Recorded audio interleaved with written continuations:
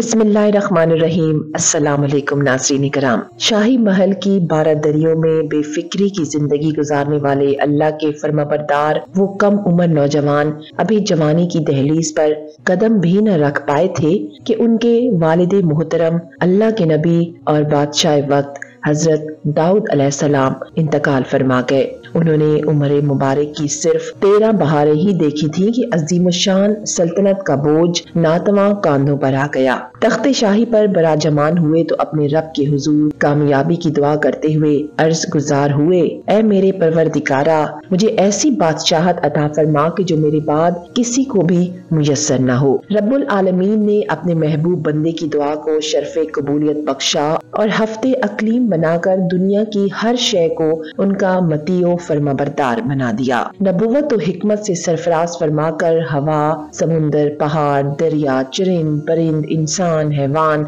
जिन्नात, शयातीन, मालो दौलत, नबातात और मदनियात, हत्ता के जानवरों और परिंदों की बोलियों का इल्म तक अपने नबी के कदमों में ढेर कर दिया। खुद अल्लाह ताला कुरान करीम में यूं इरशाद फरमाता है कि हमने तुंद तेज हवा को सुलेमान के ताबे कर दिया और हमने जिन्नात को भी और शयातीन को भी जो जंजीरों में जकड़े रहते थे उनके मातहत कर दिया और हमने उनके लिए तांबे का चश्मा बहा दिया। दुनिया में बड़े बड़े बादशाह गुजरे हैं नाज़रीन कराम, लेकिन हजरत सुलेमान अलैहिस्सलाम जैसी बादशाहत किसी को नसीब न हुई। इरशाद बारी ताला है, और हमने यकीनन दाऊद और सुलेमान को इल्म दे रखा है। हजरत सुलेमान अलैहिस्सलाम का सिलसिला नस्ब हजरत इब्राहिम से जा मिलता है। हाफिज इब्ने कसीर रहमतुल्लाह अलैह ने आपका नस्ब नामा यूं तहरीर किया है, सुलेमान बिन दाऊद बिन ईशा बिन आमिर बिन सलमून बिन नखशून बिन अमीना आदाब बिन इरम बिन हसरून बिन फारिस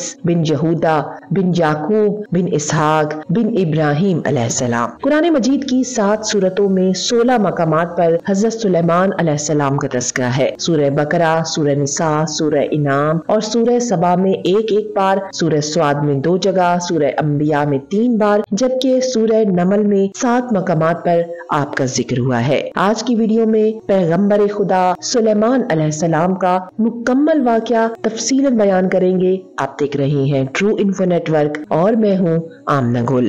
हजरत सुलेमान को अल्लाह ताला ने इल्म हिकमत, फहम फरासत, फतानत और जहानत और बेपनाह कुव्वत फैसला से नवाजा था। एक मर्तबा हजरत दाऊद अलैहिस्सलाम के दरबार में 2 अफराद एक मुकदमा लेकर हाजिर हुए। उनमें एक बकरी वाला और दूसरा किसान था। किसान ने ये दावा किया कि इस शख्स की बकरियों ने मेरे खेत में घुसकर उसे तबाह बर्बाद कर डाला। हजरत दाऊद ने अपने इल्म तजर्बे के पेश नजर फैसला दिया कि खेती का नुकसान बकरियों के रेवड़ की कीमत के बराबर है, लिहाजा बकरियों का पूरा रेवड़ बतौर तावान मुद्दई को दे दिया जाए। फरीकैन अदालत से बाहर ही निकले तो दरवाजे पर नौउमर हजरत सुलेमान अलैहिस्सलाम से मुलाकात हो गई। उन्होंने मुकदमे के बारे में दरियाफ्त किया और फैसला सुनकर दोनों को लेकर वालिद मोहतरम की खिदमत में हाजिर हुए और यूं गुजारिश की, अगर इजाजत हो तो इस फैसले से मुतालिक अपनी राय पेश करूं। इजाजत मिलने पर हजरत सुलेमान बोले, आप बकरियां तो खेत वाले को दे दें ताकि वो इनसे फायदा उठाता रहे और खेत की जमीन